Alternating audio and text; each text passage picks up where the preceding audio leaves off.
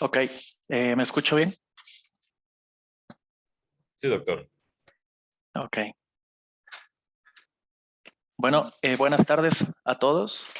Eh, Estamos muy contentos el día de hoy de estar aquí reunidos. Estamos organizando esto por parte del Centro Médico Nacional Puebla, por IMSS, junto con mi compañero, el doctor Ramón Espinosa. Soy el doctor Joaquín Pozos, R3 de Nefrología. El día de hoy vamos a tener una plática de bastante agrado con el doctor Edgar Dehesa López, un doctor con una formación pues muy ejemplar, que para todos en nefrología sin duda alguna es un ejemplo y para muchas áreas más. Doctor, le damos la bienvenida. Estamos conectados ya compañeros residentes de Puebla, sin embargo, bueno, nos acompañan de otra parte del interior de la República. También hay compañeros del área de medicina interna y de cardiología. Bienvenido. Perfecto. Ok. Bueno, pues antes que nada, déjenme compartir mi pantalla y según yo ya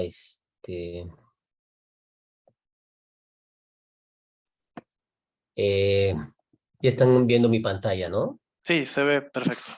Ok, perfecto. Entonces, encantadísimo de participar con ustedes. La verdad es que todas estas cuestiones académicas, yo encantadísimo de apoyarlos.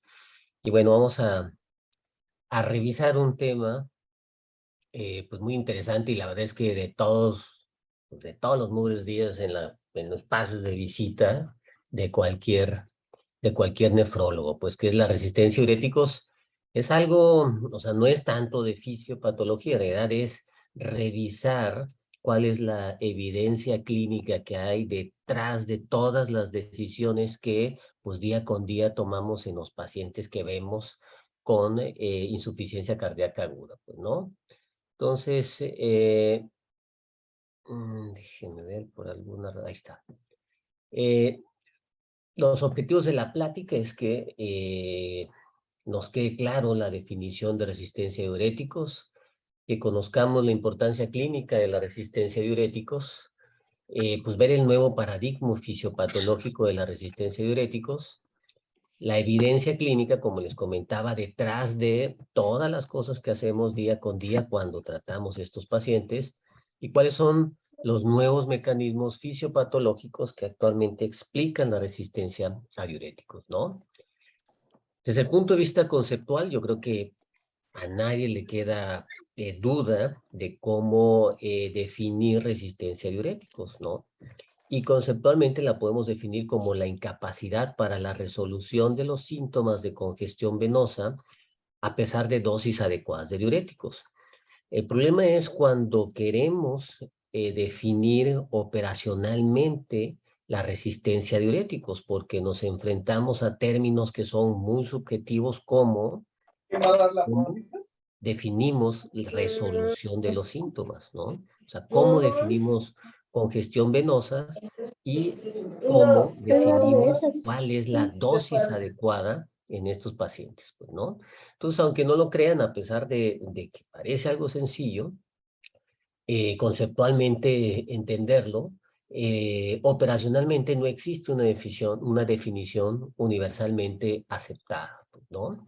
Se ha hecho pues, mucho esfuerzo para tratar de medir o cuál sería la mejor forma de evaluar la respuesta a diuréticos, y se han utilizado pues índices como el volumen urinario, la pérdida de peso, la natriuresis, pero pues ya está completamente demostrado que tienen una pobre correlación y son poco confiables, incluso cuando se miden en ensayos clínicos controlados. Yo creo que todos tenemos pues algún ejemplo en donde nuestro paciente, según los reportes de enfermería, tiene menos 20 litros negativos de balance negativo, y el paciente pues está prácticamente en anasarca, pues, ¿no? Eh, para tratar de definir esto un poquito más objetivamente, pues se creó este término de eficacia diurética, que no es más que la estandarización de estos índices del volumen urinario, de la pérdida de peso o de la natriuresis, estandarizados a la dosis de diurético que recibe, ¿no? Incluso hay quienes dicen que este índice del sodio urinario entre la concentración urinaria del diurético sería quizá el mejor índice para definir la eficacia diurética. Si bien estos índices de eficacia diurética correlacionan clínicamente con desenlaces, no tenemos todavía puntos de cortes diagnósticos bien establecidos para definir. Estos pacientes tienen resistencia a diuréticos o por arriba de tanto, todavía no está completamente definido, pues, ¿no? ¿Por qué es importante? Pues porque la resistencia a diurético es algo muy prevalente, es de todos los días nuestros pases de visita, seguramente tendremos un paciente, pues, ¿no? Tiene una prevalencia del 20 al 30% de aquellos pacientes que tienen insuficiencia cardíaca, pero lo más importante es que la resistencia diurética tiene un impacto negativo en el pronóstico de los pacientes, sobre todo en mortalidad y en readmisiones por insuficiencias cardíacas o empeoramiento de la falla cardíaca. O sea, es algo muy prevalente y con un impacto negativo muy importante. Y esto es quizá lo que ha cambiado muchísimo en los últimos años. Este estudio es pues aproximadamente apenas de hace 7 años, en donde nos explicaban pues todos los mecanismos fisiopatológicos que estaban implicados en la resistencia a diuréticos, ¿no? Sin embargo, todos estos mecanismos fisiopatológicos de resistencia a diuréticos en realidad son mecanismos fisiopatológicos que están demostrados sobre todo en pacientes sanos o en pacientes que estaban neovolémicos, pacientes que eran hipertensos o que tenían enfermedad renal crónica, cuyos mecanismos fisiopatológicos no se pueden traspolar a un paciente con insuficiencia cardíaca porque la fisiopatología es completamente diferente. Y ya en estudios pues, más contemporáneos, muchos de estos mecanismos que anteriormente se creían que eran la principal causa o tenían un papel fundamental en la fisiopatología de la resistencia a diuréticos, pues han quedado completamente descartados, como es la reducción en el gasto cardíaco, la ingesta alta de sodio, la tasa de filtración baja, la reabsorción postdiurético, ¿no? El incremento de la reabsorción distal postdiurético, la hipoaluminuria, todas esas cosas que nosotros pensábamos que contribuían importantemente con la resistencia a diuréticos, se ha visto actualmente en estudios en pacientes con insuficiencia cardíaca que no es así, pues, ¿no? Y este es el nuevo paradigma fisiopatológico de la insuficiencia cardíaca. Es un nuevo paradigma con una visión tubulocéntrica en donde los principales mecanismos fisiopatológicos se encuentran precisamente aquí en el asa de Henle, ¿no? Y los mecanismos que principalmente están implicados es una dosis adecuada o una desviación hacia la derecha de la curva de dosis-respuesta de los diuréticos y también en el túbulo distal con un aumento compensatorio en la reabsorción de sodio. Existen otros que si bien tienen, o sea, parece que sí pudieran explicar la fisiopatología de la resistencia a diurético, pero todavía la información es muy escasa para esto, ¿no? Entonces vamos a empezar a hablar de estos mecanismos fisiopatológicos. Y una de las principales causas de la resistencia a diuréticos es que pues no tenemos tratados a nuestros pacientes con la dosis adecuada, ¿no? Y para hablar de dosis, pues tenemos que saber un poquito de farmacología de los diuréticos. Y lo primero que tenemos que saber es que para que un diurético haga efecto, pues necesitamos encontrar un umbral por arriba del cual, de esa concentración plasmática, pues el diurético va a empezar a tener un efecto, ¿no? Que tiene una relación logarítmica en relación a la dosis-respuesta y llegamos hasta un punto aquí hasta arriba que es un techo de respuesta, es decir, un límite superior en donde por más que aumentemos la concentración y le seguimos echando costales y costales de diuréticos, pues la respuesta natriurética va a ser exactamente la misma, pues, ¿no? El problema es que los pacientes con falla cardíaca, esta curva de dosis-respuesta está desviada hacia la derecha. ¿Qué quiere decir que está desviada a la derecha? Bueno, pues quiere decir que para que yo alcance el mismo grado de natriuresis, necesito una mayor concentración de diurético para poder tener el mismo efecto natriurético en un paciente normal. El problema que esta concentración sérica del diurético está en una concentración logarítmica, es decir, de aquí a aquí no es el doble, ¿no? Sino es más bien, es una concentración logarítmica. Esto puede ser 8, 7, o sea, 6, 8, 9 veces más. Por lo tanto, para yo poder tener una buena respuesta diurética, necesito en los pacientes con insuficiencia cardíaca pues duplicar y triplicar la dosis para poder tener yo un buen efecto natriurético. Y si aparte le sumamos que este techo, ¿no?, está disminuido, pues quiere decir que el rango de utilidad de los diuréticos pues está muy disminuido, ¿no?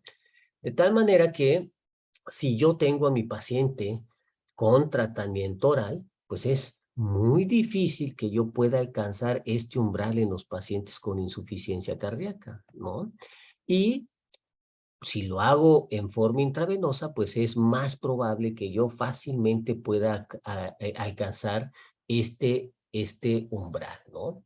Entonces, ¿qué hay de cierto? Que eso es lo que vamos a ir viendo nosotros. Bueno, ¿qué hay de cierto detrás de todas estas cosas que en fisiología suena muy bonito, pero vamos a ver en la clínica si es cierto que se van comprobando todo esto, ¿no? Este es un estudio en donde querían ver cuál es la asociación entre el edema en la pared intestinal y la resistencia a diuréticos orales en pacientes que se hospitalizaban por falla cardíaca. Medían la pared del grosor de la pared intestinal y lo que observaron es que a mayor edema, es decir, a mayor grosor de la pared del intestino medido por ultrasonido, una menor respuesta a diuréticos y una menor disminución en el peso de los pacientes, lo cual no se observaba cuando utilizaban el diurético por vía intravenosa, ¿no? Esto quiere decir que pues, el problema está en la absorción porque cuando se utilizaban dosis intravenosas, vean que la respuesta era prácticamente la misma. Y vean cómo la frecuencia o la prevalencia de no respondedores a los diuréticos era mayor conforme pues más edematizada estuviera la pared del intestino, cosa que no pasaba en aquellos pacientes, o la frecuencia pues o la prevalencia de no respondedores con diurético intravenoso era muy baja en comparación con los que utilizaban la vía oral, ¿no? Esto tenía una traducción clínica. Entonces vean cómo aquellos pacientes, ¿no? O la traducción clínica es la siguiente: aquellos pacientes con más edema más frecuentemente hacen resistencia a diuréticos y probablemente esto es lo que se asocia con una menor sobrevida en estos pacientes, pues, ¿no? Entonces se comprueba ahí que la biodisponibilidad por vía oral o el edema intestinal sí juega un papel importante cuando utilizamos diuréticos por vía oral. De tal forma que, pues para tratar estos pacientes, pues como nefrólogos, pues realmente debemos conocer muy bien la farmacocinética de los diuréticos. Sobre todo nos tiene que quedar muy claro que existen diuréticos que tienen una muy buena biodisponibilidad, como la bumetanida, que tiene una biodisponibilidad del 80 al 100%, pero que la furosemida es la que tiene una biodisponibilidad extremadamente mala, porque puede ir del 10 al 100%, es decir, de la dosis que yo le dé, pues puede ser que se absorbe el 10% nada más, ¿no? Y por eso, pues hacen muy fácilmente resistencia a los diuréticos. Las tiazidas generalmente tienen una muy buena biodisponibilidad, y de hecho esa es la razón por la cual no hay tiazidas intravenosas, pues porque pues prácticamente con la vía oral y la vía intravenosa tendrían aproximadamente el mismo efecto, pues, ¿no? La espironolactona vemos que tiene una muy buena biodisponibilidad, que son, pues, los diuréticos que más frecuentemente utilizamos. Y la otra es conocer, pues, las equivalentes de la dosis, ¿no? 40 miligramos de furo equivalen a 1 de bumetanida. Y la otra es que la otra cosa en relación a la farmacocinética que debemos conocer es que esta puede cambiar, sobre todo la vida media, dependiendo en el contexto clínico en que nos encontremos, ¿no? En la falla renal o en la falla cardíaca, lo que generalmente pasa, sobre todo en estos diuréticos que generalmente utilizamos por su excreción renal, pues que la vida media se prolonga, pues, ¿no? Entonces, a manera de resumen, ya entendiendo lo que vimos en las diapositivas anteriores, pues podemos hacer estas recomendaciones, estos puntos claves, ¿no? Si estamos utilizando la vía oral con nuestro paciente, pues hay que utilizar diuréticos con una alta biodisponibilidad, ¿no? Como cuál, como la bumetanida, generalmente utilizar dosis altas porque necesitamos dosis muy elevadas para llegar a este umbral, y si no tenemos respuesta, entonces hay que duplicar la dosis, porque acuérdense que de aquí a acá esto es algo logarítmico, entonces para alcanzar esa concentración plasmática y regresar este límite, pues tenemos que duplicar o triplicar la dosis. Y si con la vía oral no estamos teniendo respuesta, pues bueno, pasarnos a la vía intravenosa, en donde más fácilmente vamos a pasar este umbral para que los diuréticos puedan actuar, ¿no? Ok, ya tenemos a nuestros pacientes con infusión bueno, decidimos utilizar diuréticos intravenosos, y pues la gran discusión de siempre, ¿no? ¿Qué es mejor?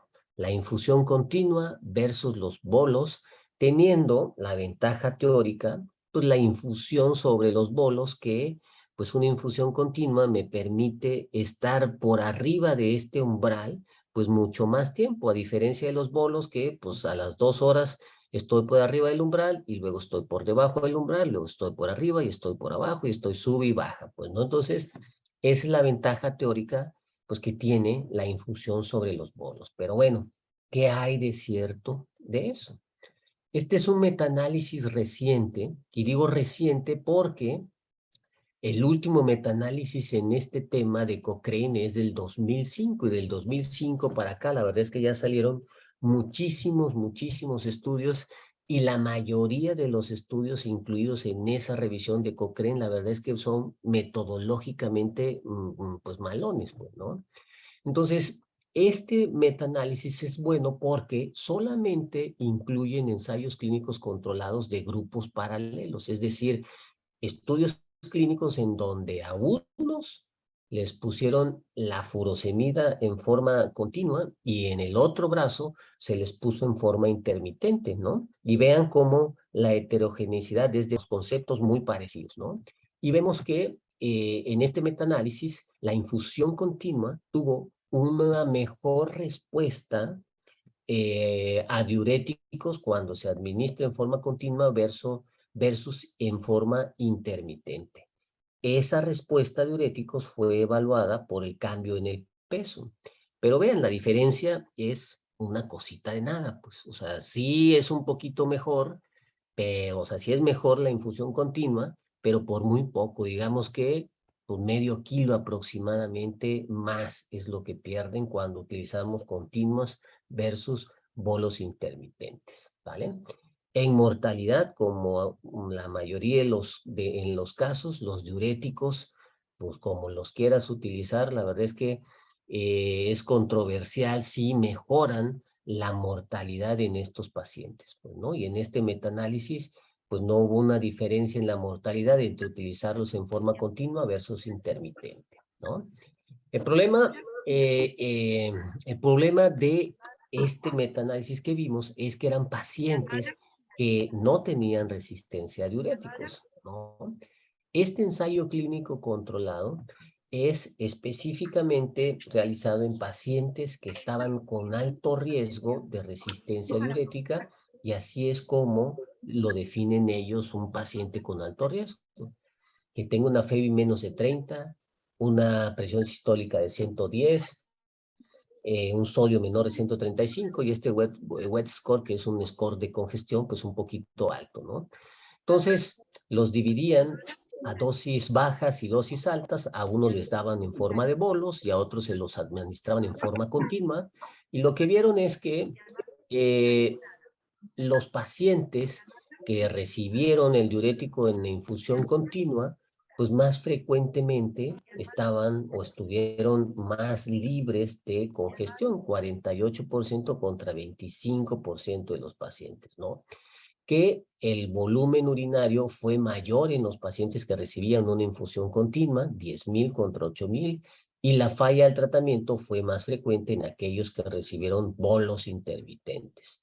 La respuesta diurética medida por o estandarizada por la dosis de diurético en relación al peso fue un poquito mayor en aquellos que recibieron la infusión continua, ¿no? Entonces, parece que la infusión en forma continua tiene un poquito más de efecto o de más de respuesta diurética que cuando lo usamos en forma intermitente, pero vean, la diferencia tampoco es que sea una diferencia abismal, pues, entre los grupos de tratamiento.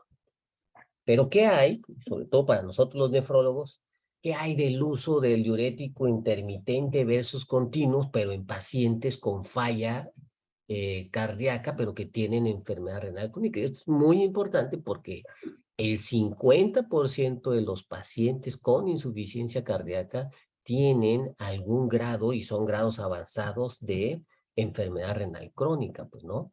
Entonces, estos autores tomaron pacientes con insuficiencia cardíaca agudizada, con clase 3 o 4 del NIJA.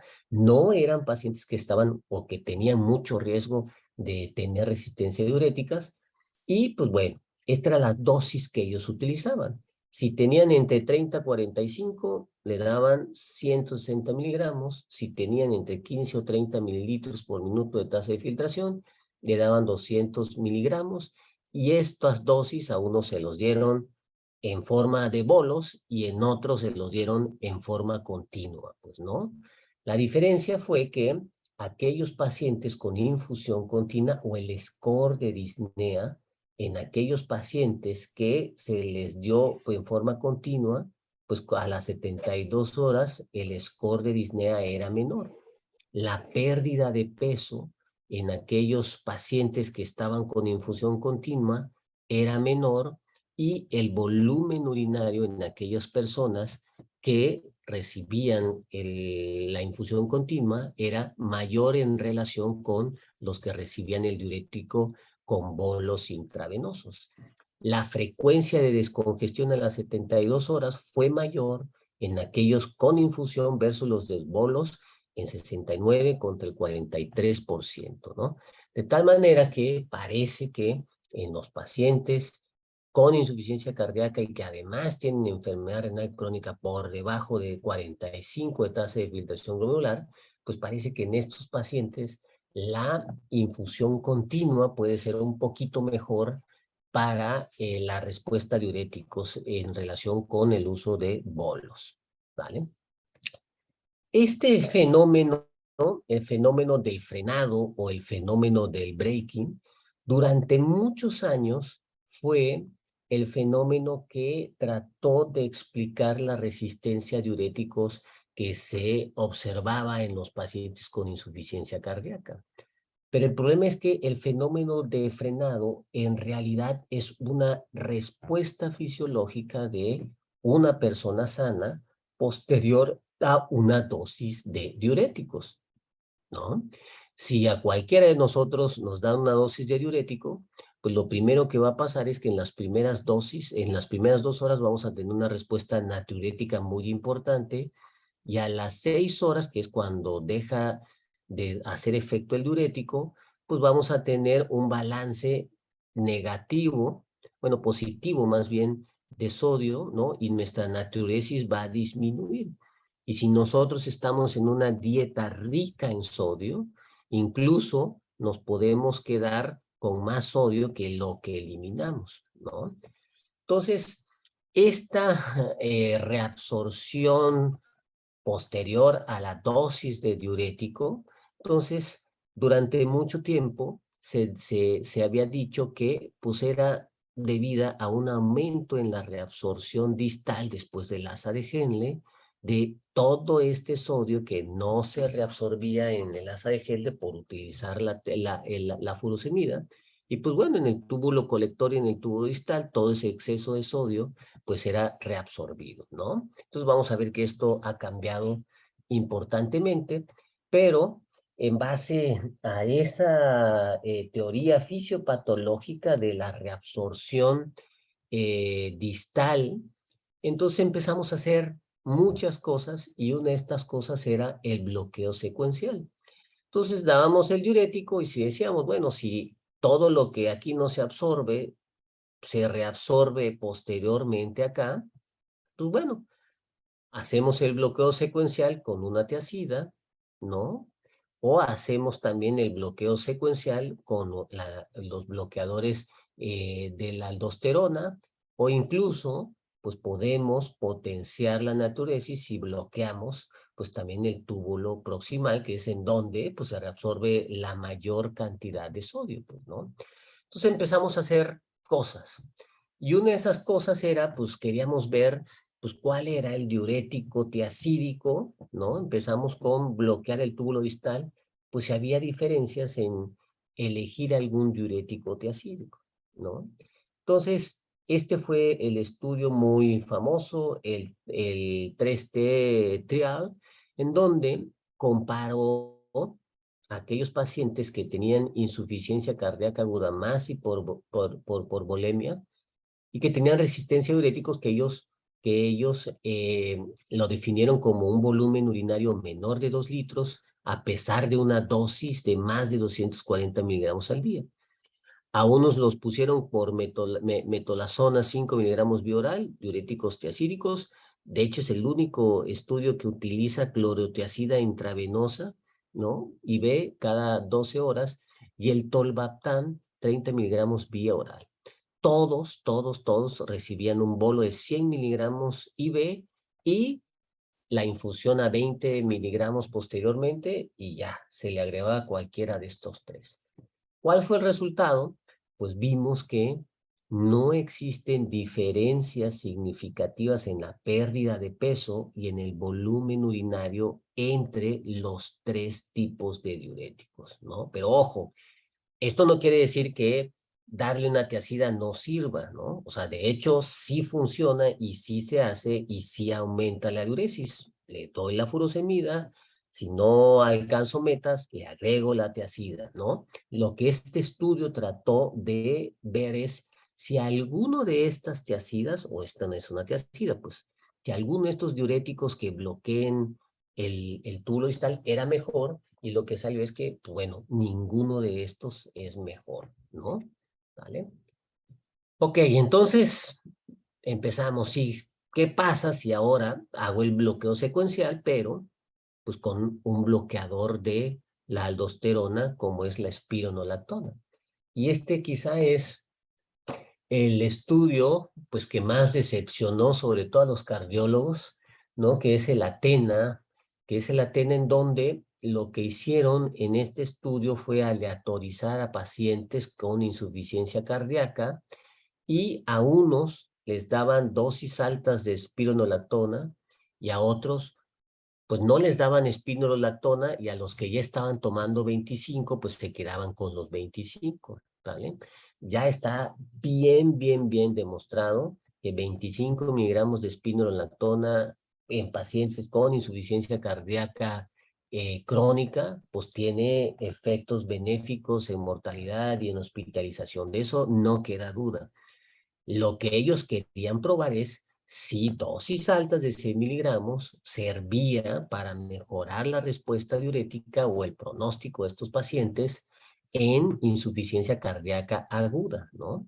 Y pues vean, no hubo diferencia absolutamente en nada, ¿no? El score clínico de congestión, pues prácticamente fue igual tanto en el cuidado estándar, pues, que le daban y en los pacientes con dosis altas de espironolactona, ¿no? Los scores de disnea prácticamente eran igual, ¿no? Sí hubo un aumento en la diuresis, vean, de 1000, 2000, 5000, 1000, 2000, 6000, pero entre los grupos, pues no hubo diferencias estadísticamente significativas, ¿no?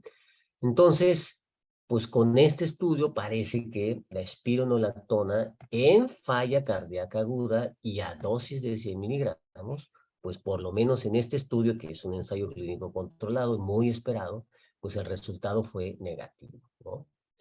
Ok, ¿y qué pasa si ahora bloqueo el túbulo proximal? ¿No? Ya sea con acetazolamida o la otra opción que tengo, pues es un inhibidor de los SGLT2, ¿no?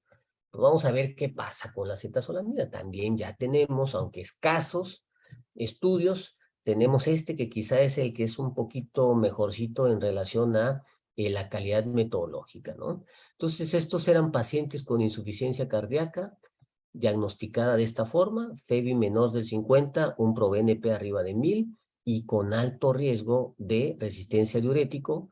Ellos lo definieron por tener sodio abajo de 135, la relación urea-creatinina arriba de 50 y que hubieran elevado la creatinina arriba de 0.3, ¿no? Entonces, a un grupo de pacientes, ellos le daban acetazolamida 2 miligramos junto con bumetanida 2 miligramos y así se seguían, ¿no? Posteriormente le daban como que el bolito de la bumetanida y se quedaban con bumetanida 1 miligramo y acetazolamida 250 miligramos. Y el otro grupo se quedaba con monoterapia solo con bumetanida. Y lo que hacían es, le duplicaban la dosis que estaba tomando de diurético en equivalentes de bumetanida y pues le iban subiendo y escalando la dosis y la dosis y la dosis conforme fuera respondiendo, ¿no? El paciente. Entonces, ¿qué es lo que observaron? Bueno, no hubo diferencia en los cambios de ProBNP porque ellos le querían ver si también había un efecto en el BNP y no hubo, ¿no? Sí hubo una mayor respuesta a diuréticos en aquellos pacientes que tenían en el grupo de acetazolamida más el diurético, pero esto solamente se observó en aquellos pacientes que aumentaron durante el estudio la creatinina por arriba de 0.3 miligramos. En el grupo general, vean la natriuresis, prácticamente fue igual.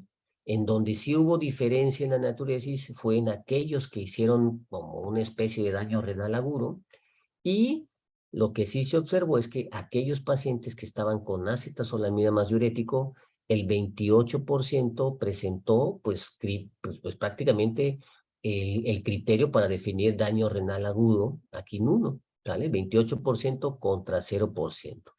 Y la otra es que en todos los scores clínicos de congestión no hubo diferencias estadísticamente significativas entre usar dosis altas de diuréticos versus dosis altas de diuréticos más acetazolamida, ¿vale? Ok, entonces, ¿qué pasa? Pues si agarro y pues hago mi bloqueo multisegmentario y bloqueo pues prácticamente a todos los niveles. Pues también hay información acerca de eso. Este es un estudio descriptivo y como tal lo debemos de tomar. Es un estudio descriptivo, no es un ensayo clínico controlado, no es un estudio descriptivo.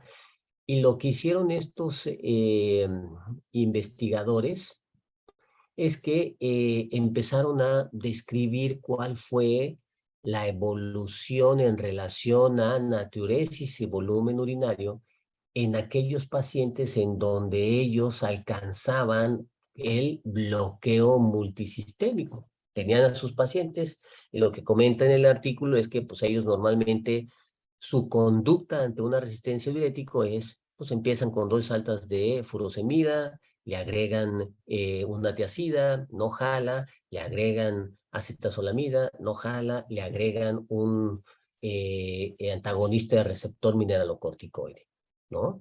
Entonces, ellos tenían una cohorte total y tenían una subcohorte que eran aquellos pacientes que definieron ellos como una resistencia diurético grave, que eran aquellos que, pues de plano, orinaban menos de 2 litros al día, ¿no? Entonces, lo que ellos describen es, ok, ¿qué pasaba con estos pacientes cuando cumplían y cuando ya tenían todos estos diuréticos, ¿no? Entonces, en la cohorte total y en la cohorte con resistencia grave a diuréticos. Entonces, vean que los días previos al, al, al bloqueo multisegmento, pues estaba más o menos en 2 litros el volumen urinario y que ya que tiene pues prácticamente bloqueados todos los segmentos, pues la diuresis por lo menos en el primer día aumenta, pero pues posteriormente disminuye nuevamente, pues, ¿no? En lo que tenemos y también disminuye el peso y también disminuye el peso tanto en la cohorte total como en aquellos pacientes que tenían una resistencia grave, pues, ¿no? Entonces, parece que sí, pues por lo menos momentáneamente, de 1, 2, 3 días, te aumenta el volumen urinario, pero ahí nada más, pues, ¿no? Y esto, como le digo, ¿cómo lo debemos tomar? Pues como un ensayo, perdón, como un estudio meramente descriptivo que, vaya a los densas, describe pues cuál fue el comportamiento del volumen urinario cuando se les bloqueó completamente los segmentos de la nefrona, ¿no? Pero bueno, tenemos un ensayo clínico sobre eso. Este es un ensayo clínico controlado en donde se probaron 2 estrategias de descongestión, pero querían investigar pues, el efecto en la función renal, pero pues también reportaron datos sobre volumen urinario, ¿no? Entonces ellos aleatorizaron en un brazo a pacientes que recibían únicamente dosis progresivas de diurético B, pues empezaban con 100, 200, 300 y 400 miligramos. Y en el otro brazo recibían la dosis de furosemida intravenosa, pero se le agregaban 50 miligramos de clortalidona y 50 miligramos de espidrolactona, todos al momento de ir escalando la dosis, recibían un bolo, ¿no? Y pues una dosis baja, una dieta baja en sodio. ¿Qué es lo que encontraron? Pues no encontraron ningún efecto o ninguna diferencia en los efectos renales entre aquellos del bloqueo multisegmento versus aquellos que pues nada más recibieron furosemida, ¿no?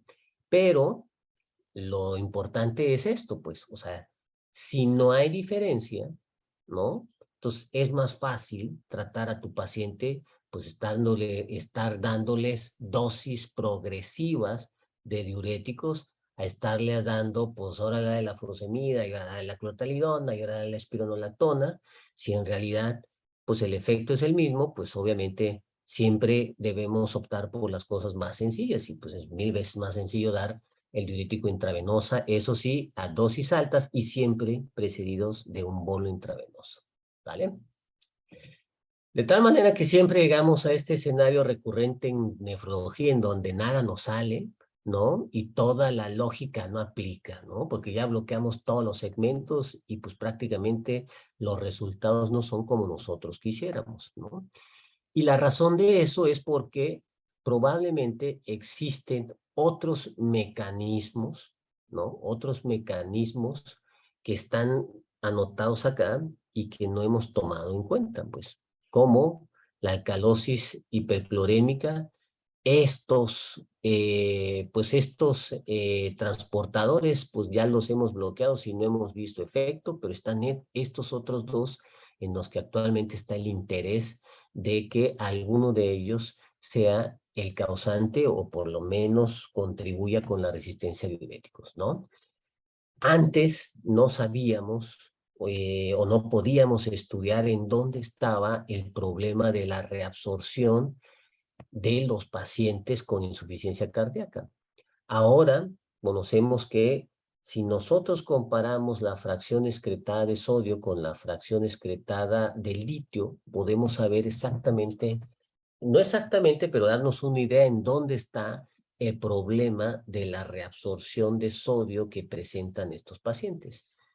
Y lo que vemos en este esquema es que todo el sodio y la reabsorción de litio va en paralelo con la reabsorción del sodio durante todo el túbulo proximal y hasta el asa de Henle, ¿no?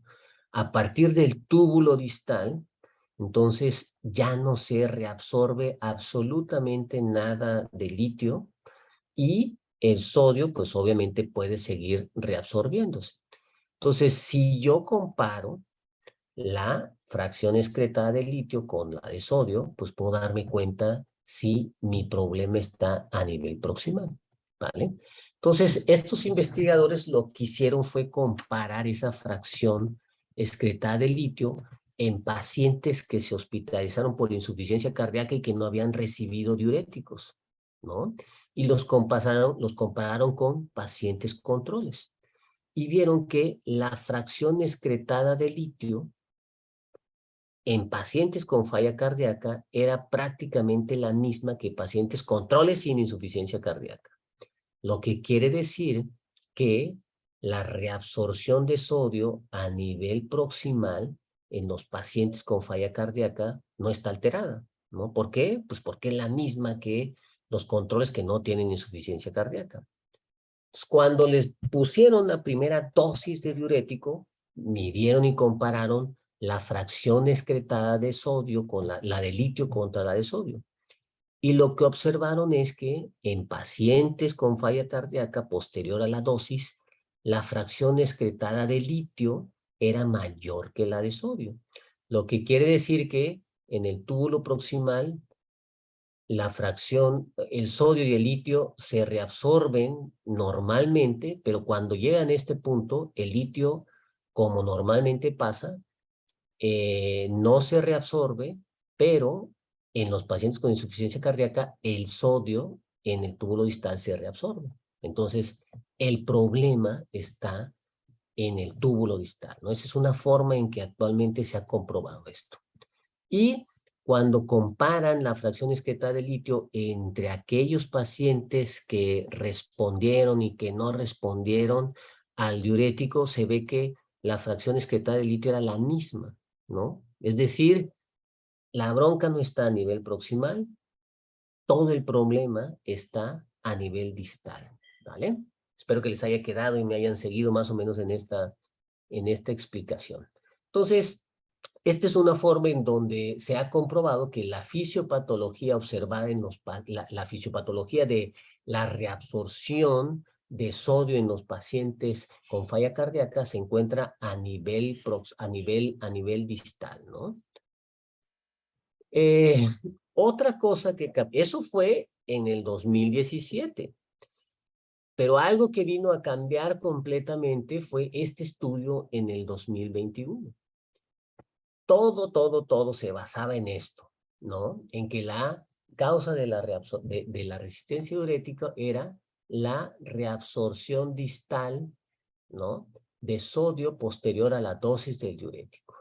Entonces tú le dabas una dosis de diurético, aumentaba la natriuresis, pero posteriormente a la dosis disminuía la natriuresis, ¿vale? El problema es que estos estudios fueron realizados o esta fisiopatología, que en realidad es una respuesta fisiológica, pues era en personas sanas, ¿no? Y lo que hicieron este estudio en estos autores fue pues comprobar si los pacientes con insuficiencia cardíaca pues tenían este comportamiento y vieron pues de que no, que los pacientes con falla cardíaca hipervolémica, ¿no? La natriuresis no disminuye posterior a la dosis de diurético intravenoso, se mantiene, ¿no? Y esto es lo que actualmente está cambiando el paradigma.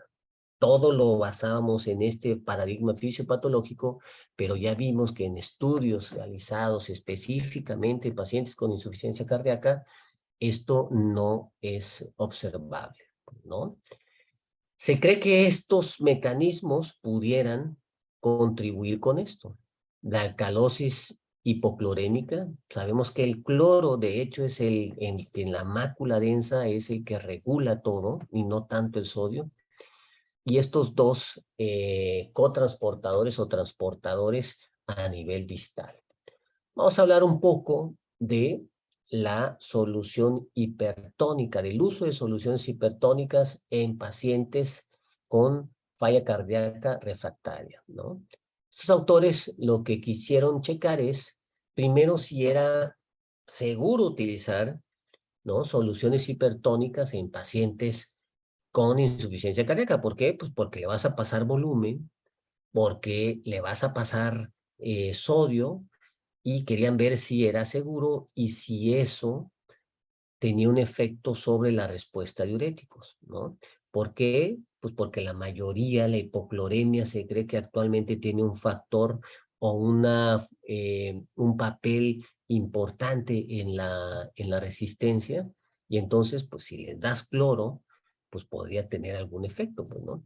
Entonces, lo primero que ellos vieron es que pues era algo seguro. Vean los requerimientos de oxígeno en los pacientes antes de que les dieran los bolos de solución hipertónica y después. Prácticamente se mantuvieron. Y vean cuál fue las variaciones del sodio en estos pacientes. La mayoría o le bajó o le subió entre pues 3 o 3.000 equivalentes, ¿no? Es decir, por lo menos la administración de bolos era una estrategia segura. Y vean el comportamiento del volumen urinario. Aquí estaba, este era el volumen urinario más o menos, le damos los bolos y aumenta pues considerablemente, como en un 50-60%, el volumen urinario y también la pérdida de peso, ¿no? Así es como ¿sí? Perdón. Así es como se prepara la solución hipertónica, y lo único que tenemos que hacer es pasarlo 150 mililitros por 30 minutos, por lo máximo 2 veces al día. Entonces parece algo sencillo, algo seguro, y que vemos que por lo menos en este estudio tuvo una buena respuesta. ¿Cuál es el problema? Que es solamente un estudio, hay pocos estudios como para recomendar así, pues en forma común, estar utilizando solución hipertónica, pues, ¿no? Entonces, quizá en pacientes muy específicos, como vamos a ver más adelante, pues, ¿no? Y el otro muy importante, y acá sí vamos a terminar, es este nuevo cotransportador pendrita, este cotransportador que está aquí en el túbulo distal, que es un contratransportador de cloro y de bicarbonato. Recuerden que acá, en el túbulo colector, la reabsorción del sodio, para que se pueda dar, también depende de gradientes eléctricos y de cargas de un lado a otro de la membrana, ¿no? Entonces, este estudio muy interesante realizado en ratitas con un medicamento que bloquea este contratransportador en el tubo distal tiene efectos muy interesantes. Pusieron a las ratitas a dosis 8 días con esta dosis de diurético y vean cuál fue el efecto renal que tuvieron. Cuando no tenían ni furosemida ni el inhibidor de la pendrina, vean el volumen urinario que tenían. Cuando le dieron el inhibidor de la pendrina, después de 8 días de diurético, vean que pues no hubo nada de cambios. El volumen urinario prácticamente fue el mismo. Cuando le dieron furosemida, vean que el volumen urinario, pues como era de esperar, pues aumentó muchísimo por el efecto diurético de la furosemida. Y vean lo que pasó cuando, aparte de la furosemida, le dieron este inhibidor de la pendrina y el volumen urinario aumentó muchísimo más todavía, pues, ¿no? ¿Cuál es lo interesante de esto de la pendrina? Pues es que el aumento de la natriuresis y la diuresis, cuando lo bloqueamos, solo te ocasiona natriuresis y diuresis, solo en caso de que tengas un aporte elevado de sodio a nivel distal. Si tú tienes un aporte normal aquí de sodio, el bloquear la pendrina no tiene ningún efecto en tu volumen urinario. Pero si tú le das un diurético y aumentas el aporte, ¿no?, de sodio a nivel distal, entonces al bloquearlo tú vas a aumentar muchísimo la diuresis en estos ratoncitos. Falta ver si eso se reproduce en humanos. Pero eso es lo interesante de la pendrina, que solamente ocasiona natriuresis y diuresis en caso de que tengamos un aporte elevado de sodio a nivel distal, ¿vale? Y ya finalmente, pues, ¿qué hay de las glifosinas? De las glifosinas hay solamente 2 estudios. Hay uno de dapaglifosina, en donde evalúan si es seguro dar la dapaglifosina en pacientes hospitalizados por enfermedad renal crónica, perdón, y por insuficiencia cardíaca aguda, y ¿no?, que es el EMPA Response. Entonces, en este estudio lo que hicieron es aleatorizar, ¿no?, a pacientes que eran hospitalizados por insuficiencia cardíaca aguda y tenían los cuidados normales con diuréticos, iban escalando los diuréticos como normalmente los tratan, y a unos les dieron desde el principio la empaglifosina y a otros no le dieron la empaglifosina, ¿no? Entonces, hablando específicamente de respuesta a diuréticos, la empaglifosina no tuvo ningún efecto sobre la respuesta diurético, ni en el score de disnea, ni en la longitud de la estancia, ni en el ProBNP, ¿no? Pero sí tuvo un efecto muy importante en la disminución en la frecuencia de empeoramiento de la falla cardíaca o las readmisiones por falla cardíaca a 60 días, ¿no? Y también de muerte o el compuesto de estos 3 a 60 días, ¿no? Entonces, parece que si uno o si la intención de uno es dar empaglifosina para tener un mayor efecto diurético, parece que no sirve, pues. Pero independientemente de eso, pues hay que dárselos porque, pues porque la mortalidad a 60 días disminuye y el empeoramiento y la frecuencia de empeoramiento de la función cardíaca cuando se lo damos inmediata o desde que están hospitalizados por falla cardíaca, pues también disminuye, pues, ¿no? No tanto, como vemos acá, su efecto diurético, pero sí en estos desenlaces, ¿vale?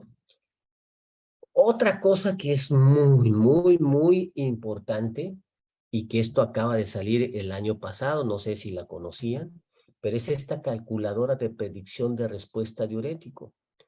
Esta es una herramienta que deberíamos utilizar muchísimo más cardiólogos, terapistas, internistas y nefrólogos, y es una calculadora que está disponible en línea, en donde a las 2 horas tú puedes predecir cuál va a ser tu respuesta a diuréticos. Entonces lo que haces es, te llega el paciente, ¿no? Le pones una dosis del diurético y a las 2 horas tú mides la creatinina sérica y la creatinina urinaria, el sodio urinario y la creatinina urinaria, ¿no? Y la creatinina sérica y estas variables de edad, peso y talla. Y esa calculadora, con una exactitud casi del 90%, te predice cuánto va a orinar y qué natriuresis va a tener tu paciente en las próximas 8 horas, pues, ¿no? Entonces, si en la segunda hora tú ves que, pues, va a orinar menos de 1 litro, pues entonces en 2 horas tú ya estás haciendo ajustes de duplicando, triplicando dosis, pues, ¿no? Entonces, por eso es muy importante. Es bien sencillo, ¿no? Está disponible en línea y nos permitiría, y de hecho esto ya tiene una traducción clínica, hay un estudio en donde compararon los desenlaces de los pacientes cuando utilizas esta predicción que cuando no la utilizas, pues, ¿no? Y la resolución de la falla cardíaca es más rápido cuando utilizas esta predicción, pues, ¿no? Entonces, a manera de conclusión, eh, pues vamos a decir lo siguiente, ¿no? Es una situación, o sea, la resistencia diurética es una situación clínica frecuente y con un impacto clínico negativo. Esto es muy, pero muy importante y ese es de todos los días. Lo primero que tenemos que descartar es que se trate de una pseudoresistencia a diuréticos. Yo creo que al igual que todos, vamos a la terapia intensiva y ahí está preocupadísimo el intensivista y que nos están muele y muele en que lo metamos a ultrafiltrar porque no responde a diurético y pues está con 80-40 de TEA, pues, ¿no? Entonces, eso no es una resistencia a diuréticos, pues, ¿no? Obviamente el paciente está chocado, bla, bla, entonces, pues, nunca va a responder, pues, si no tienes TEA, pues, ¿no? Y la otra, que es mucho más frecuente de pseudo resistencia, es que, pues, te hablan también para que lo metas a ultrafiltrar, pues porque no lo alcanzan, ¿no? Y ves las hojas y pues el paciente está orinando 3 litros, 3 litros, 3 litros, pero el problema es que ellos le pasan 5, 6, 8 litros, pues o sea, eso no es una resistencia a diuréticos, pues, ¿no? Entonces, eso es lo primero que hay que descartar, ¿no? Y determinar siempre los potenciales o posibles mecanismos de la resistencia. La mayoría de las veces son tener una dosis adecuada. Cuando estamos ante dosis adecuada por vía oral, pues lo que vamos a recomendar es utilizar diuréticos con mayor biodisponibilidad como tabumetanida, de preferencia dosis elevadas y más frecuente, y esta es la bronca. ¿Cuál es elevada? Unos dicen arriba de 160 miligramos al día de furo, otros dicen 240, ¿no? En caso de que no tengamos respuesta, hay que duplicar la dosis y en caso de que lleguemos a una dosis alta y no tengamos la respuesta, agregar una tiazida, ¿no? En caso de que no tengamos respuesta, pues vamos con las dosis intravenosas. Dosis escalonadas de diuréticos, ¿hasta cuándo? Actualmente hay estudios que hasta 400 miligramos. Vean este estudio, acuérdense de esta tablita, para poder llegar a este umbral necesitamos dosis muy altas, ¿no? Y vean cómo en este estudio, conforme se fueron aumentando la dosis de diuréticos, hubo una respuesta directamente proporcional. Mientras íbamos aumentando más la dosis de los diuréticos, pues había una mayor respuesta, ¿no? Entonces, ¿hasta cuánto? Pues podemos hasta 400, 500 miligramos. ¿Qué es mejor? Es mejor escalonar y llegar a dosis máxima que desde dosis muy bajitas empezar a doble, triple diurético. ¿Por qué? Porque el poner doble o triple diurético se asocia a mayores complicaciones de desequilibrios hidroelectrolíticos, a diferencia de tenerlos con dosis escalonadas y muy altas de furosemida nada más, ¿no? Eh, Bloqueo secuencial, hay quienes te dicen desde que tenga 160 miligramos ya empieza a agregarle. Yo me esperaría a una dosis mucho más altas, 300, 400 de furo, y si no jala, entonces empezarle una tiazida, por lo que les acabo de comentar. Espironolactona en agudo, o sea, como para mejorar la diuresis en un paciente con falla cardíaca aguda, parece que ya está en duda. Las soluciones hipertónicas, yo creo que para aquellos pacientes con falla cardíaca que tenemos con hiponatremia, hipocloremia, podría ser una buena indicación. Y la cetazolamida para aquellos pacientes que tienen alcalosis metabólica, que quizás sería una muy buena indicación. Algo que es muy sencillo y muy fácil es monitorizar siempre la respuesta al diurético con estas calculadoras de predicción, ¿no? Si el sodio, y la meta será que siempre nuestro sodio urinario esté arriba de 70 milimoles a las 2 horas. Si a las 2 horas nosotros vemos que no alcanzamos esta meta, pues obviamente no nos vamos a esperar hasta el otro día, sino en 2 horas ya estamos duplicando, triplicando o agregando diuréticos, pues, ¿no? Gracias a pues, la calculadora de respuesta a diuréticos, ¿no? Entonces, esa es la plática que tenía preparada para ustedes y pues quisiera pues aprovechar ahí en anuncios parroquiales, pues para invitarlos pues a nuestro Congreso Internacional de Nefrología que vamos a realizar en el Instituto Mexicano de Investigaciones Nefrológicas del 7 a 10 de diciembre del 2022 en la ciudad de Mérida, y decirles que ya está abierta la convocatoria para enviar trabajos libres. Ustedes como residentes, pues hay que enviar trabajos libres, casos clínicos, sus tesis, hay que presentarlas allá para hacer un poquito de turismo académico. Hay un descuento importante aquel residente que lleve un trabajo, y para aquel residente que lleve un trabajo y sea aceptado en oral, pues prácticamente pues le vamos a estar cubriendo el hospedaje y y otros apoyos que les daremos, ¿vale? Eso sería todo, y pues estoy pendiente de sus preguntas, dudas que puedan tener.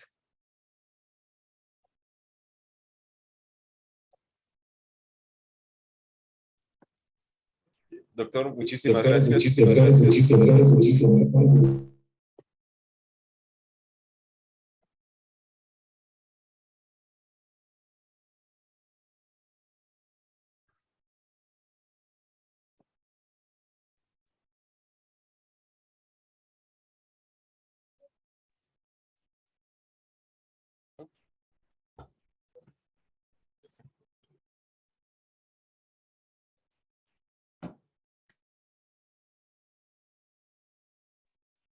Doctor, muchísimas gracias por apoyarnos en esta clase.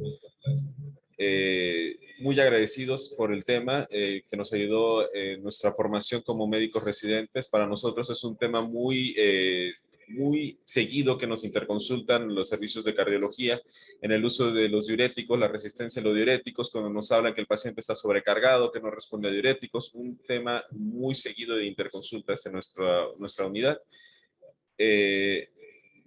Asimismo, agradecerle por haber participado con nosotros, haberse tomado el tiempo.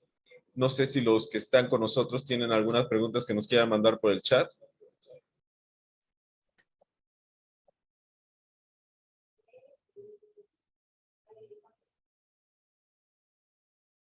Creo que no se está escuchando, creo que estás en... ¿Mejor?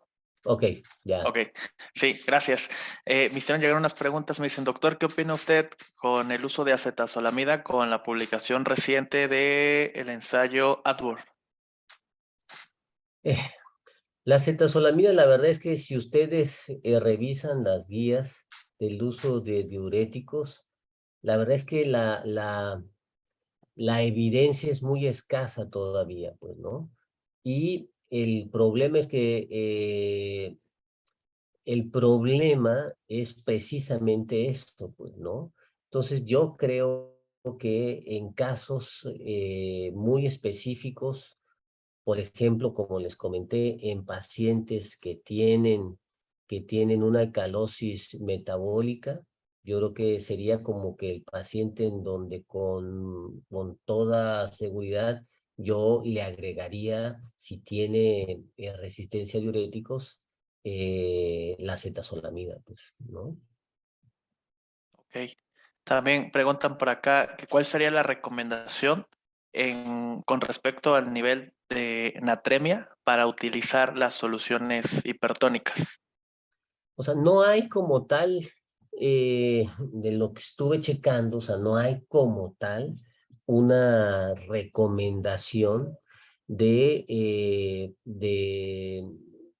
o sea, de cierto nivel de hiponatremia para utilizar esos. Pues, o sea, se recomienda que si tienes un paciente con hiponatremia, pues bueno, le pasas las soluciones hiperclorémicas y pues puedes matar dos pájaros de un mismo tiro, pues o sea, le tratas la hiponatremia y con eso también le mejoras un poquito la resistencia a diuréticos. Lo más importante, más que el nivel, es checar, o sea, o sea, estar monitorizando los cambios en el sodio posterior a la utilización. O sea, tampoco es que le vayas a poner muchísimo, pues son 150 mililitros de una solución hipertónica, o sea, en realidad tampoco es que es muchísimo la cantidad de sodio. Y lo que se cree que funciona, o lo que se hace que funcione, o lo que hace que sea efectiva la administración de solución hipertónica, es en realidad la cantidad de cloro que le estás dando, pues, ¿no? Porque generalmente son pacientes que tienen hipocloremia, y esa hipocloremia parece estar relacionada con resistencia a diurético. Entonces, es el sodio, pero es más bien el cloro el que probablemente haga que respondan o sea, que la respuesta diurético se vea, pues, ¿no? Ok. Nos preguntan por parte de cardiología que cuál sería la recomendación para el ingreso hospitalario de los pacientes una vez que se ha utilizado múltiples terapias con diuréticos. Esa es una pregunta muy, muy importante y es un grandísimo coco de evaluarlo porque también, o sea, la recomendación conceptualmente es bien fácil de entender, decir, no, pues cuando ya no esté congestivo. La bronca es cómo dices que ese paciente no está ya con datos de sobrecarga o con datos de congestión. Y lo que sí es que hay estudios que han evaluado y que dicen que hasta el 50% de los pacientes que son egresados por el diagnóstico, por una agudización de falla cardíaca, el 50% se va con algún grado de sobrecarga, ¿no? Y eso ya también está más que establecido que el dar de alta a un paciente con sobrecarga, ¿no? O sea, entonces aumenta, o sea, empeora el pronóstico de mortalidad y readmisiones por insuficiencia cardíaca, pues, ¿no? Entonces, es una pregunta muy, muy interesante, pues, ¿no?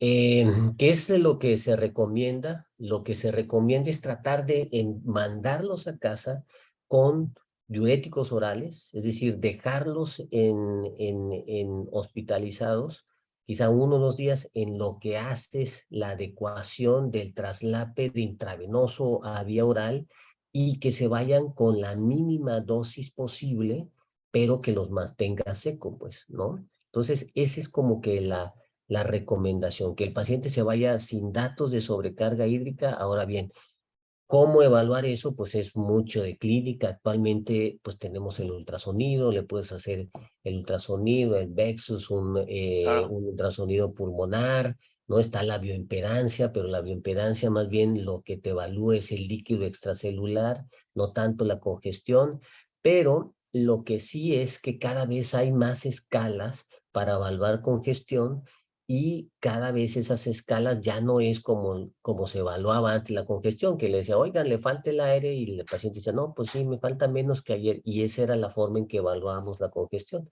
Entonces ahorita yo creo que tenemos que hacer como que juntar varias cosas, ¿no? Yo creo que tendría que ser ultrasonido, clínica, ¿no? El BNP, la clínica, y en relación a los diuréticos, la dosis mínima, ¿no? Que sea efectiva, pues, ¿no? Ok. También nos preguntan que una vez que se sospecha de resistencia a diuréticos, si hay alguna recomendación basada en evidencia para el uso de albúmina. No, fíjate que no puse ningún artículo porque no hay artículos del uso de albúmina en pacientes con insuficiencia cardíaca. No confundir, estamos hablando de insuficiencia cardíaca. Es muy diferente, por eso el cambio de los paradigmas y todo lo que queremos aplicar de una cosa y la queremos traslapar a otro escenario clínico. No es lo mismo un paciente que te llega con resistencia diurético por un hepato renal, ¿no? No es lo mismo un paciente que te llega con una resistencia diurético por un síndrome nefrótico, en donde ahí sí el uso de albúmina podría mejorarte tu respuesta a diuréticos. Es muy diferente a un paciente que te llega con insuficiencia cardíaca, ¿no? En donde la hipoalbuminemia, ¿no? La hipoalbuminemia no tiene ninguna relación. Hay estudios en falla cardíaca hay estudios en donde correlacionan la albúmina sérica y el grado de proteinuria con la resistencia a diuréticos y no hay ninguna correlación. Y yo, créeme que me eché un clavado y estuve buscando artículos sobre resistencia a diurético y no hay ninguno que hable sobre, por lo menos en las búsquedas que hice, sobre el uso de albúmina en pacientes con falla cardíaca. Ok. Por aquí son todas las preguntas, Ramón. ¿Alguna pregunta por allá? No, doctor, ninguna pregunta por acá. De nuevo, agradecerle al doctor. Esperemos que nos vuelva a aceptar una invitación para una nueva plática de parte del Centro Nacional Manuel Ávila Camacho de la ciudad de Puebla en el servicio de nefrología. Le agradecemos mucho, doctor. Ok. Pues muchísimas gracias. ¿Vale? Gracias, doctor. Muchas Hasta gracias por la pronto. invitación. Bye.